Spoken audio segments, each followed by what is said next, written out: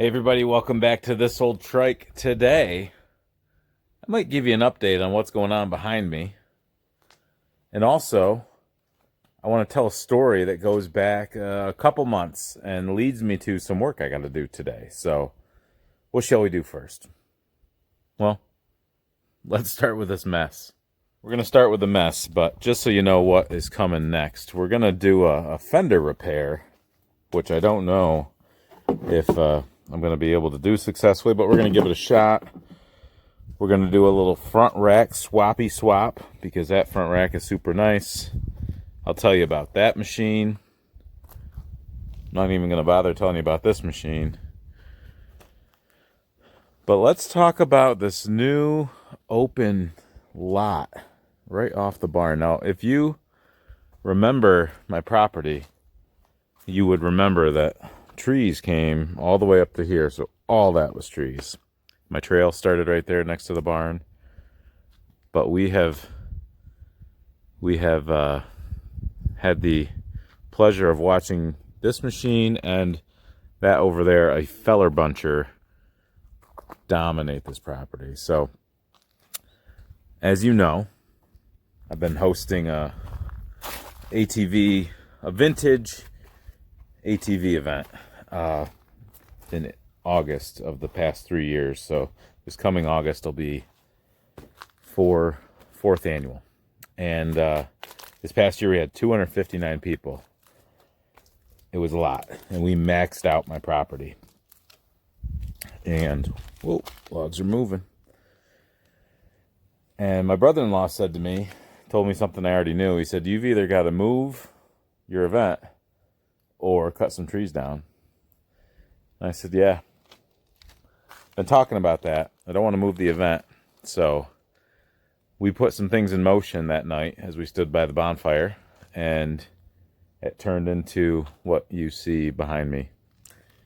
And he knows the family, local family that owns this equipment, and they do a lot of red pine harvesting in New York State. And that's what all these trees were, except for a couple white pine. And they did a stroke of business.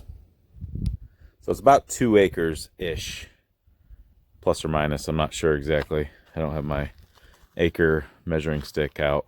But they essentially did all this in 3 days, but it was 3 days over the course of 3 weeks. They had some equipment issues after the first day, but they've made a mess of sticks and stuff for me to pick up. They still got to get this last round of logs out of here. And then I got to make all these sticks go bye-bye. And then my brother-in-law is going to come over with some equipment and help me flatten this back out and make it into a extension of the field. And I think while I'm making this into an extra field, I'm going to tune up my trails a little bit and do some other stuff. But let's talk about my brother-in-law. This is my sister's husband, not my wife's brother. Both guys, great guys. I've been very blessed with having awesome brother-in-laws. My wife's brother, not the one we're talking about here, but my wife's brother is one of my This Old Trike Insiders. That's my membership program. So if you didn't know that existed, you do now. You can check that out. That gets members-only content, which is kind of a vlog, basically, of behind the scenes of what I do. Not the sexy stuff, if any of this is sexy, which probably isn't. Never mind. I just became a member of West Michigan Motorsports. He has a membership program now, so you know there's that. MRC Builds has his own membership program. So my wife's brother's awesome. My sister's husband is awesome. And my sister and her husband, Neil, have a son, Lane, who's been getting involved in the hobby. Lane is 13, I believe. And we just got him a 200S back before my event. So I think in July, I went and picked it up. And I recorded some stuff, and I never showed it. So I'm going to show that right now. This is the trip down to southern New York to the home of Chris Bell TV, which is another YouTube channel you should check out. Young guy, 12 years old. I guess he just turned 13 at my event. His birthday was at my event. And he's a cool guy, full of personality. Loves his custom green ATC 70s. But this was the day that we went and picked a 200S up from him and his father, and how that went down. We are here at the shop of Chris Bell Racing, Chris Bell TV. Make sure you like and subscribe to Chris's channel. But we're doing some business down here, and I was quite surprised when I met this guy and saw his collection. Chris, what are you hiding in here? So right here is a 1985 ATC 70. Does not look like an ATC 70. It's just a frame right now with 88cc big bore kit. We have bar risers here, turned to green, headlight. We got a whip in the back, a pipe on it. Got some nitrous on this? Yeah, it's yeah, it looks like nitrous, but it's fake nitrous. All right, just to psych out the competition. Yeah, we got a little button to fake it out.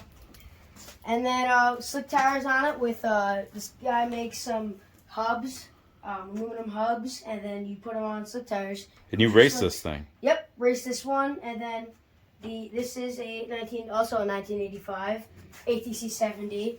I raced this one too. This is the same thing like this, but the motor is actually a Piranha 140 E-Start. Yeah. I wanted the clutch, but we got the E-Start, a little bit easier. Obviously, my channel is Chris Bell TV, so we got a custom bar pad.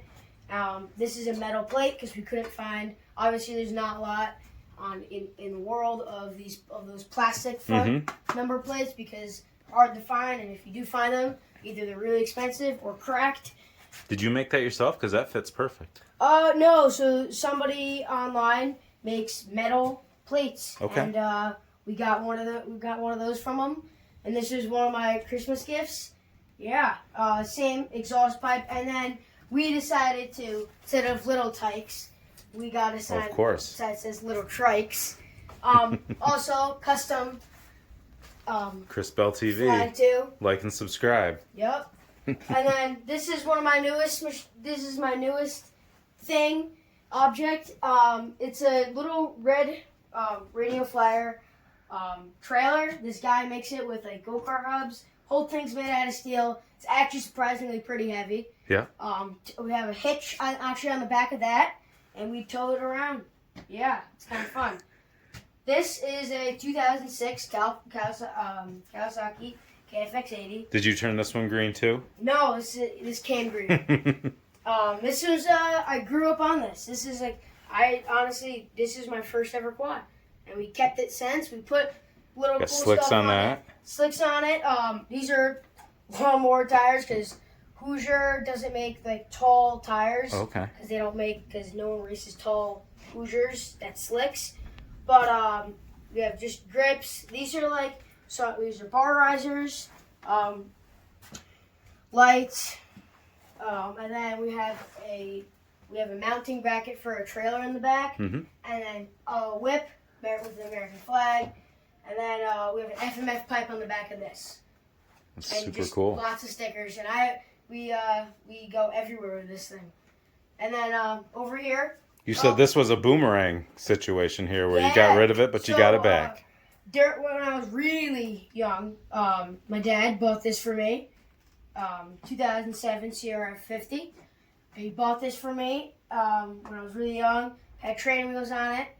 We sold it because I wasn't really riding it, and then sold it. I got into dirt bikes. I bought a dirt bike, KLX 110, and then I got into one of these, and he bought it back from the same guy, and now we have it so that it's green. We have custom throw seeker seat, Chris Bell TV, and then a logo. That's awesome. BBR. Why green? Riser.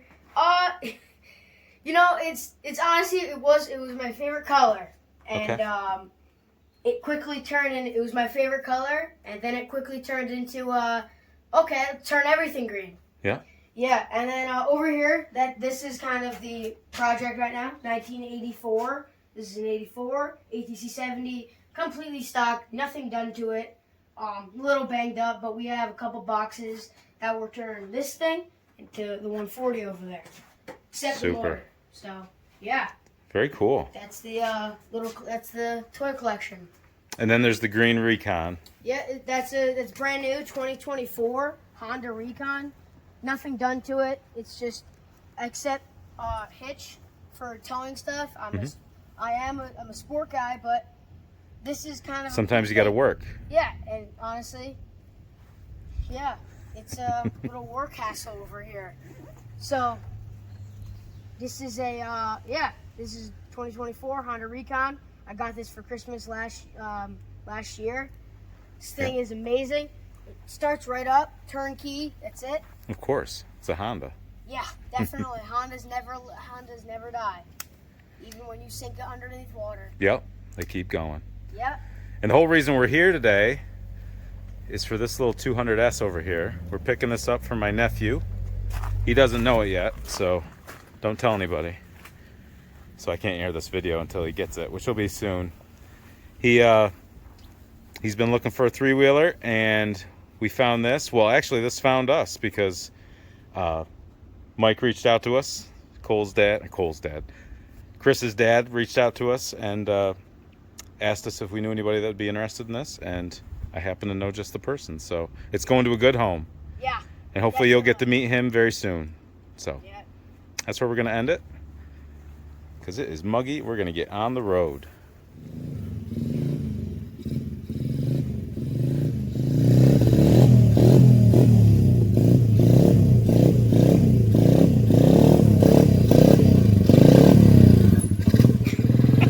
Awesome. Okay, so we picked that up from him. That machine had a Speedo on it, had original tires.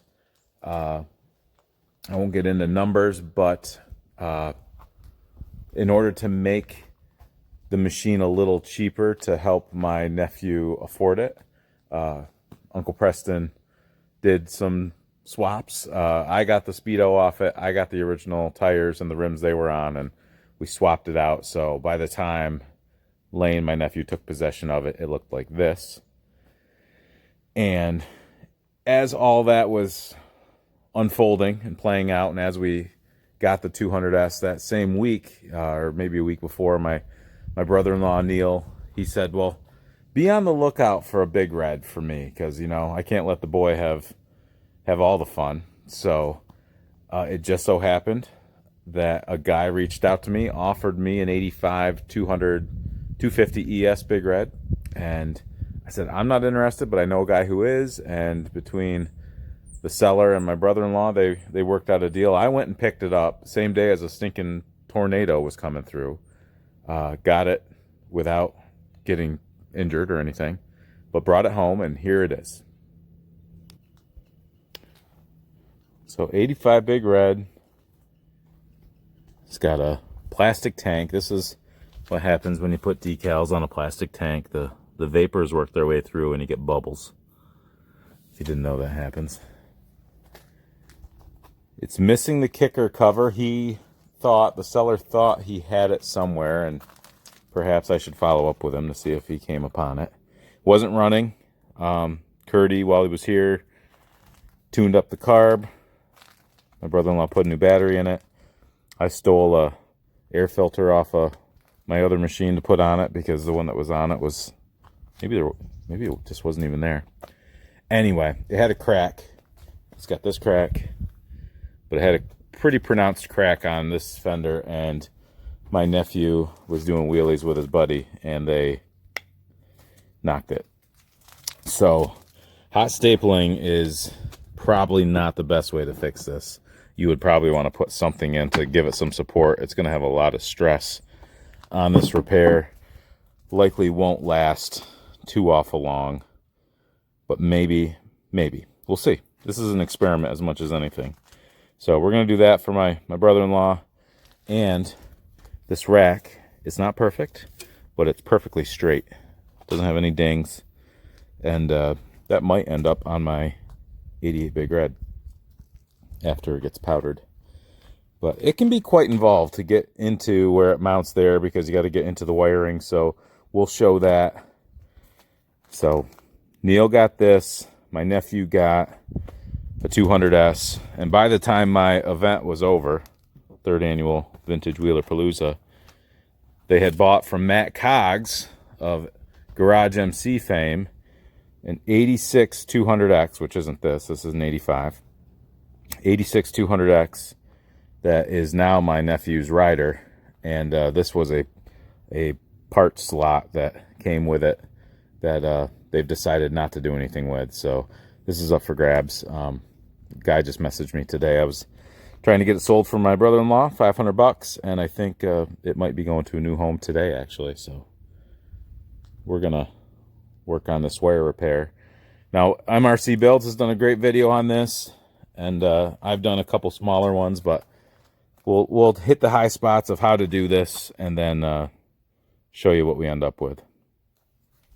Okay, we have staged things a little bit here, so while we're at it, we'll pop in a couple staples to help stabilize this, and that's going to be the next tragedy or heartbreak going forward. Now, again, like I said, this is asking a lot.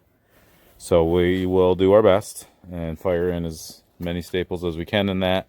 Now, what are we saying with staples? This is what we're talking about. This is a little kit. I got mine on Amazon, I think. Plastic welding gun. That's what mine looks like. It's upside down for you to make it easy. Made in China. That's the gun. You take a staple and you load it into these prongs. And a staple looks like this. Heat staple. And when you pull the trigger, it sends current through this, so that'll glow red. And it will melt its way into the plastic. And then what I like to do is, you see this is old, because it's dirty, dirty, dirty, dirty, new. So that's the new. That's what it was holding on by.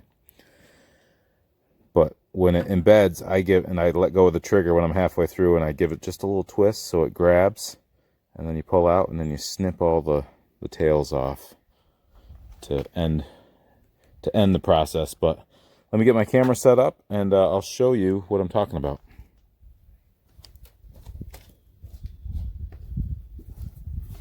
Okay, you're gonna see me wrestle this a little bit. I got to try to get it to marry back up to its old self so we can get the best repair that we can. And it looks like holding it right there gets me pretty darn close, and then we'll work the rest of it as we go.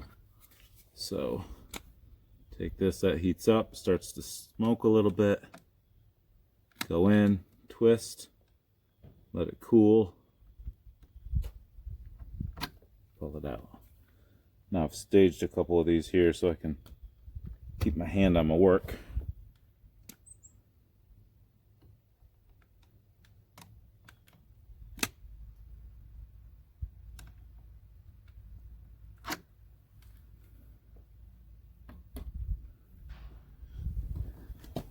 There's probably better ways to do this, like taking the whole fender off.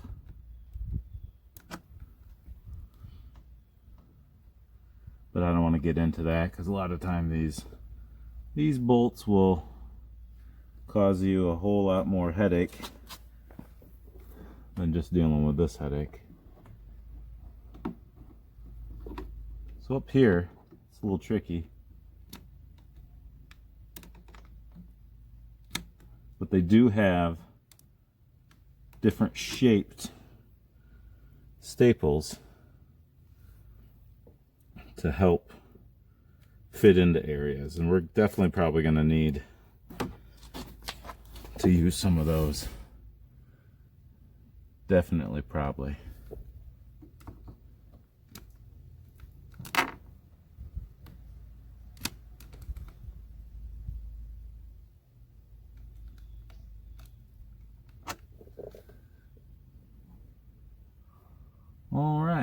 I happen to have one of these guys here. So that's like an inside corner staple. I'm gonna have to grab more after this. But I've got an inside corner here.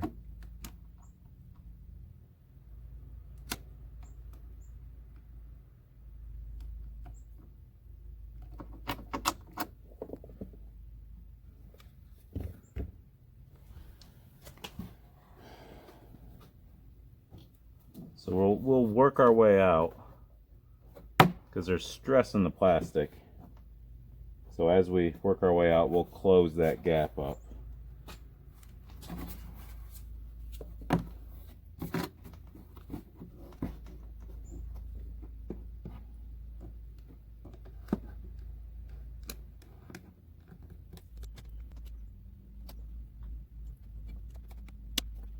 I had to call Bennett.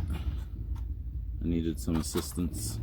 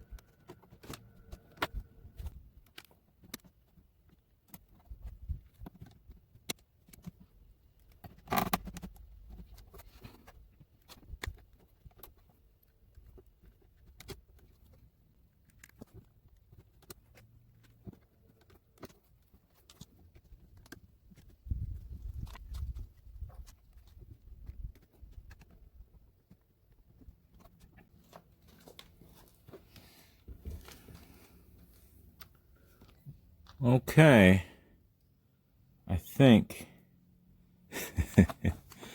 I've gone probably overkill. Now, let me talk about this. There's two ways to do this. I've spanned the crack this way so I can fit more in. You can also span the crack this way, but like what I did here, because it was hard to access. But I feel like I'm getting more grip on each side of the crack this way, and I'm making up for the less side-to-side motion through more. I was only able to use a couple inside corners here, just the way they didn't work out. The crack went all the way out. Since it's discrete, I went through the outside right here. And what I think I'm going to do also is I've got like a soldering iron. Once I clip these, I'll go through and I'll kind of melt some plastic in between so we don't get dirt coming up from between into that crack. It'll help bond it too.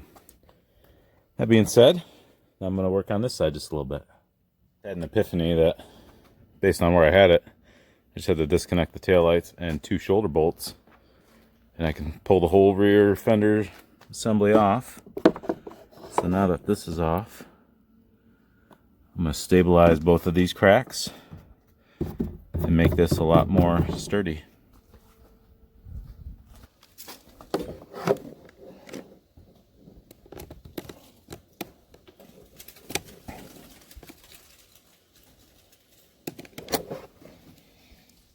Now I shouldn't need as many on this repair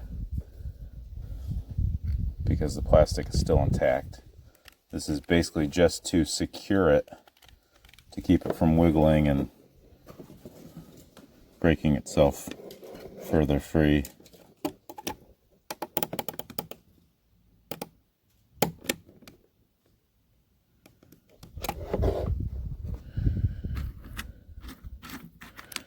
And when I get done, you'll notice how much it would just wiggle beforehand. It'll be pretty darn firm.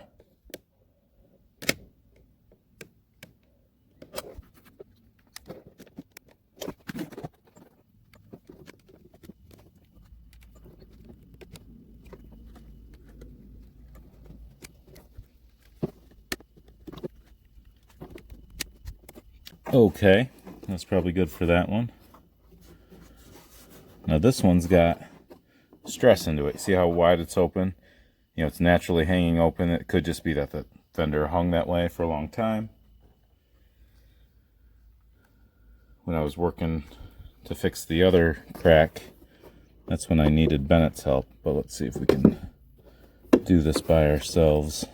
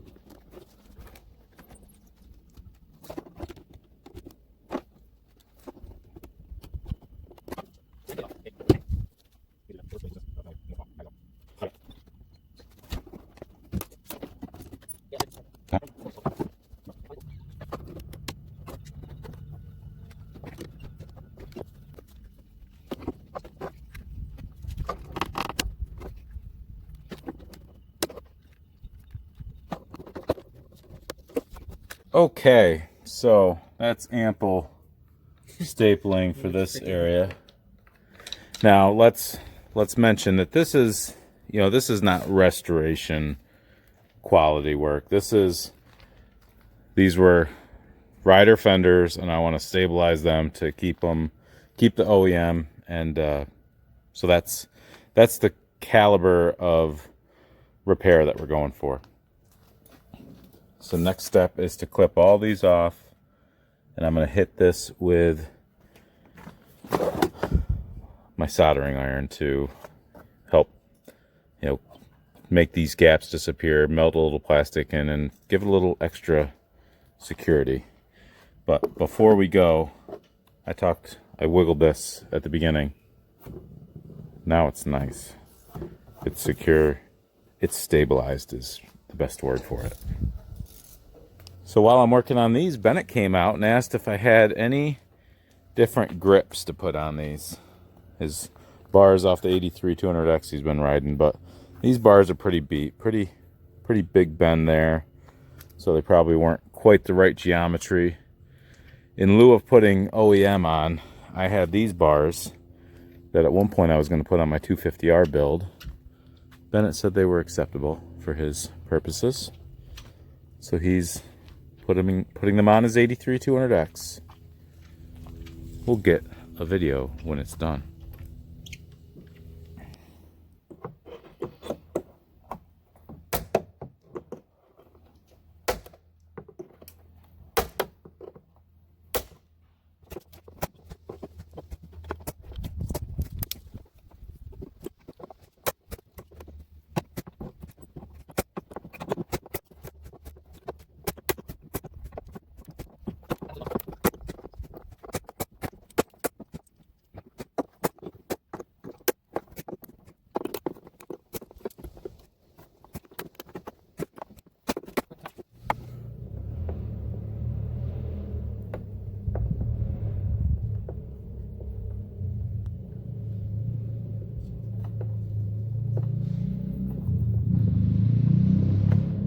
Bennett put new handlebars on his 200X.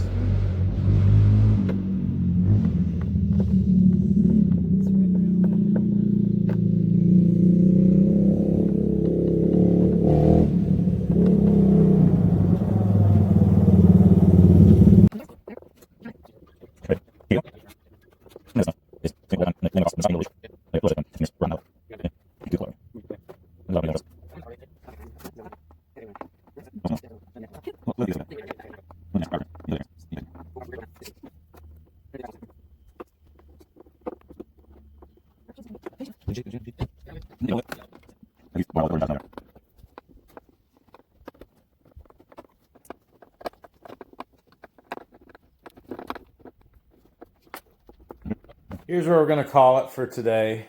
It is it's actually a week later. I never really closed this out, but let me show you how the welding, the stapling and welding went, and we'll close it out for today, and we'll finish up the rack swap out in another video. So, sporting my Southern Off-Road gear today. So if you don't follow Southern Off-Road on Instagram, please do. Daniel P. Morris, my good buddy, he posts some pretty funny things, so check him out. But let's show you how the welding turned out. All right. So here's how we ended. All of these are trimmed back, and I just kind of welded plastic into another. A couple areas like in here and down in here, I took extra material from an old Fender I've got and welded that, smushed it and melted it. Didn't, saying welding, but I mean melting the plastic into itself. And over here, kind of did the same. And that's firmed that right up. And this actually, Neil came as I was doing the welding part, and he was actually quite impressed at how firm it seemed to be. And I said, well, don't be fooled. One swift knock, especially on a cold day, and that'll be two pieces again. But let me flip this over and show you what it looks like from the top.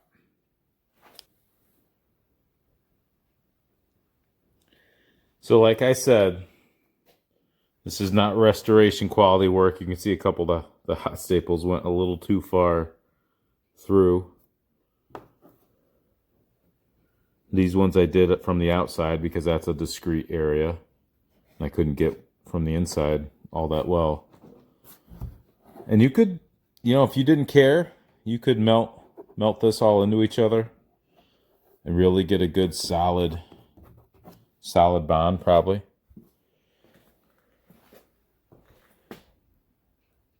It's hard to see it from here, though. I mean, you can see it, but it doesn't jump out. It doesn't. If those holes weren't here, and you didn't know that this was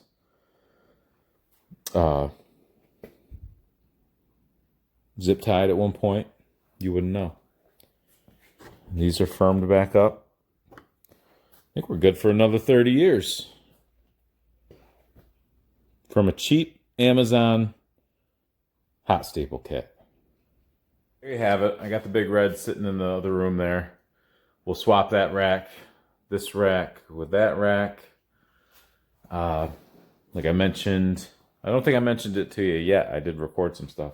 I did spy a difference. An 85 big red rack is different than an 86, 87, 88. So I'll point that out. So stay tuned for that. We'll get that done, and that will help us complete the 88 big red. Got our 86 donor here. We got our 86 big blue. We got swaps going to be going on all over the place. We got our ATC 70 builds going on. And it's a rainy day, but let me show you. And we got our logging operation getting cleaned up. I'm going to stay under the eaves here because it is raining. But I'm burning brush and got my tractor over there with a grapple on the front, moving things around. But the rain is slowing down the operation, but it's honestly nice because keeping the fire under control. So That concludes this video. Check out my buddy Southern Off-Road, Daniel P. Morris, if you haven't. Thank you for watching. Join the membership program if you're so inclined. If that doesn't interest you, don't worry about it. That's all right. If you want to be critical about it, put it in the comments. I'll respond. I'm a sucker. But if you got value out of this, let me know. And I always appreciate positive feedback. Thanks for watching. We'll catch you later.